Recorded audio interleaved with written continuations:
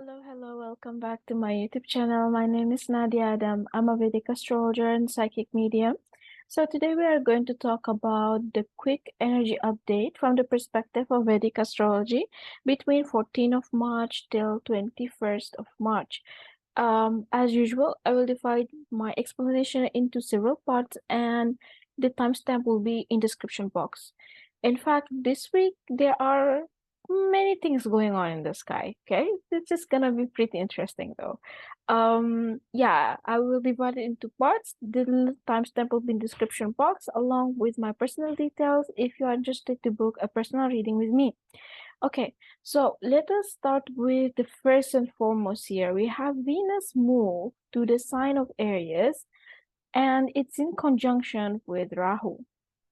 So in natural Kalapursha Kundali, that means Venus is transiting the first house of the first zodiac sign of Aries, right? Mesh Rashi. Usually this signifies a new beginning, a new cycle, and it's some sort of rejuvenation, okay? Coming up with Venus and along with Rahu. As we all know, Rahu is amplifying everything. So that means the Venusian quality right now is amplified and being strongly highlighted by Rahu. So what does that mean? So Venus, as usual, we know it's ruling money, finance, relationship, partnership, also sometimes business, right? A passion. How do we want to pursue what we like and what we love in life? So during this time, because Venus and Rahu are conjunct, perhaps we will get some sort of epiphany or ideas or motivation to pursue whatever we wanted to pursue since a very long time. Let's say, for example, you wanted to pursue a relationship. Could be this period is a time where you will start to make up your mind about it. Let's say, for example, you want to start a business, okay? You being skeptical and hesitant about it, then now Venus with Rahu, it will let you feel like, okay, let me give it a try. Let me give it a shot, I would say. All right. Again, Venus is related to finance and money. Perhaps you will get a new ideas of how you can manage your finance or how you want to get yourself into for the next, let's say for example, a new cycle of 1 year. Like, I want to save this amount of money, I want to make this amount of asset and so on and wealth, and it's just a Venusian energy here just being amplified, okay, because of Rahu. Venus here is feels good, okay. It doesn't have, although yeah, maybe some scripts say that Venus and Mars are enemies to each other, but I believe Venus in Aries is very powerful and very strong. It gives the person an energy and motivation to really go get what they want to get. All right.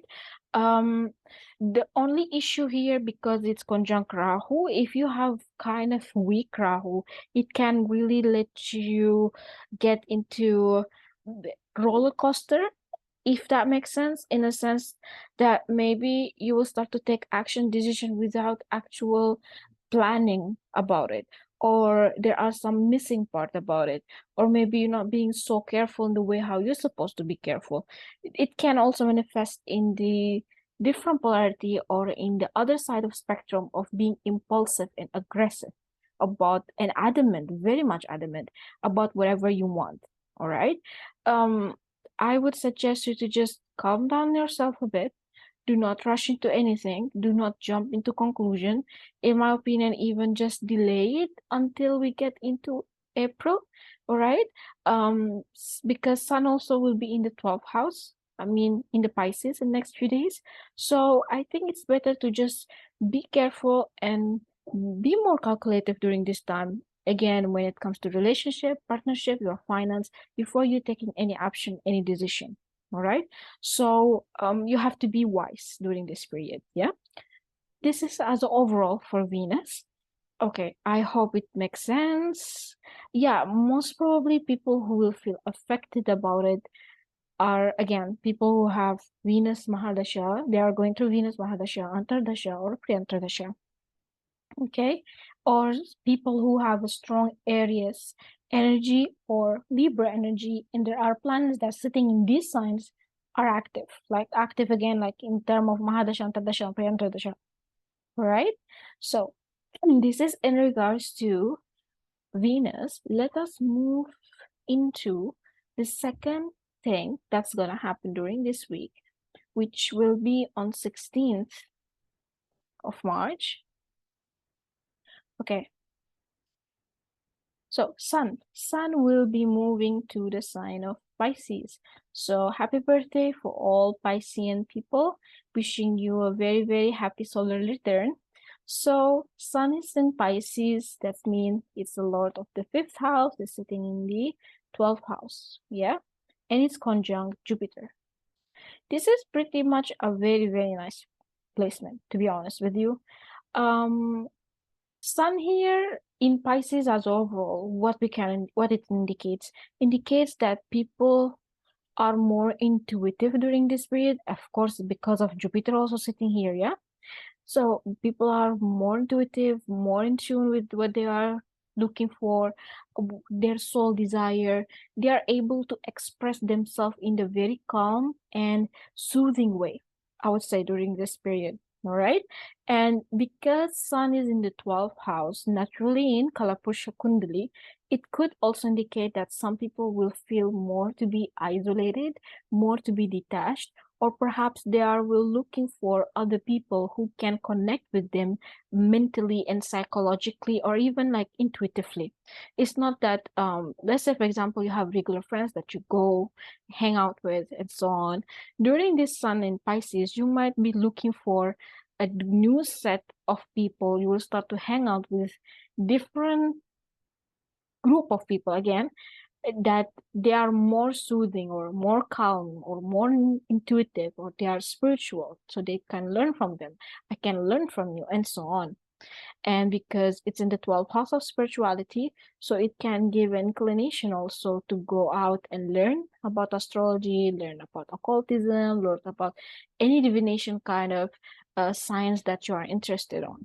All right.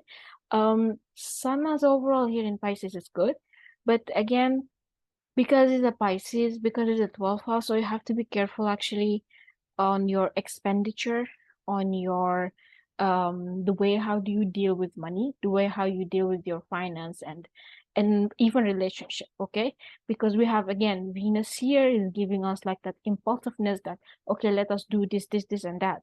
And then we have Sun here already in the 12th house, so it might give us high potential that we may lost something, or we might miscalculate certain aspects. So you gotta be careful in this during this lunation. All right.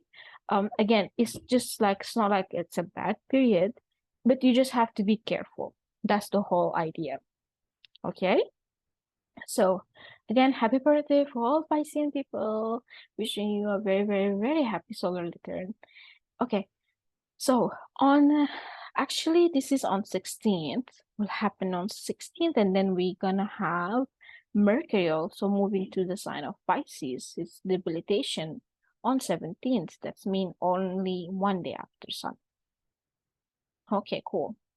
Now, so adding Sun in the Pisces, we're going to have also here Mercury, right, in the equation.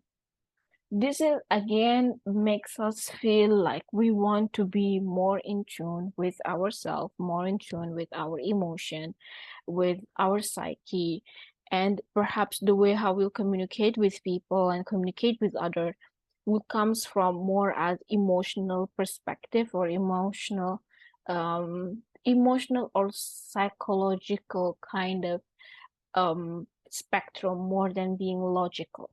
All right. So you can see people can be a bit impulsive in the way how they're expressing themselves.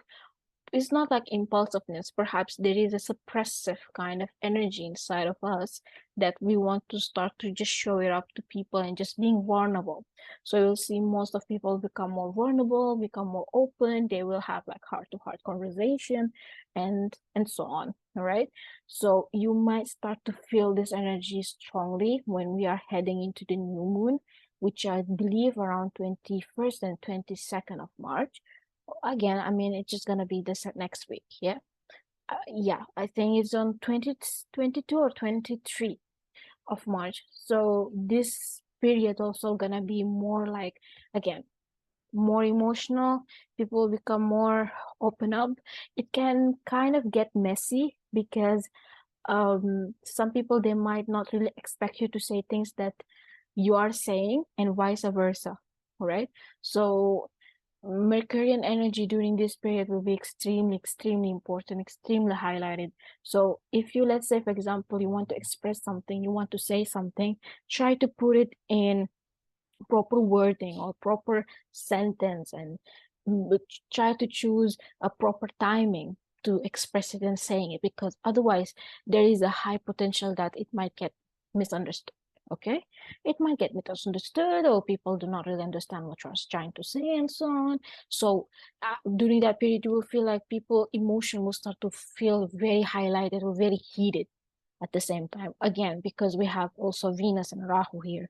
So it's just like this whole week you will see people are more passionate and more adamant to follow up whatever they are feeling, to follow up to whatever they are looking forward, as if like we are sick of being in the same pattern. So now it's the time for us to break it and start a new beginning or start a new cycle, right? In Western astrology, this is called like a new solar return, right? Or because Sun will be transiting after Pisces, will be transiting Aries. That means a new cycle or new chapter will start to show up again. So during this period, again, from April, March, got pretty significant, even May, because we're going to head into an eclipse after this, right? This is very intense period. So you gotta be careful and expect unexpected, and expect that new things that have been hidden, it will start to show up to you unexpectedly. And will be a last lunar eclipse. No, this is lunar eclipse, lunar and solar eclipse cycle. This will be the last one for Aries and Libra axis. That means there will be an ending or closing up of chapter that have been going through since 2 years. All right. So I hope it was helpful. Okay. So of course, I mean, in regards to the eclipse and all this stuff, I will speak about it more in details when it comes to that time. But anyways, it's close. Like you will start to feel it on April or even the end of this month. All right. So thank you so much for your time. Thank you for hearing. If you are interested to book your personal reading with us, you can approach me in the details are in the description box. And wish you to have a wonderful and beautiful week. Stay good and be good, and see you soon. Thank you. Bye.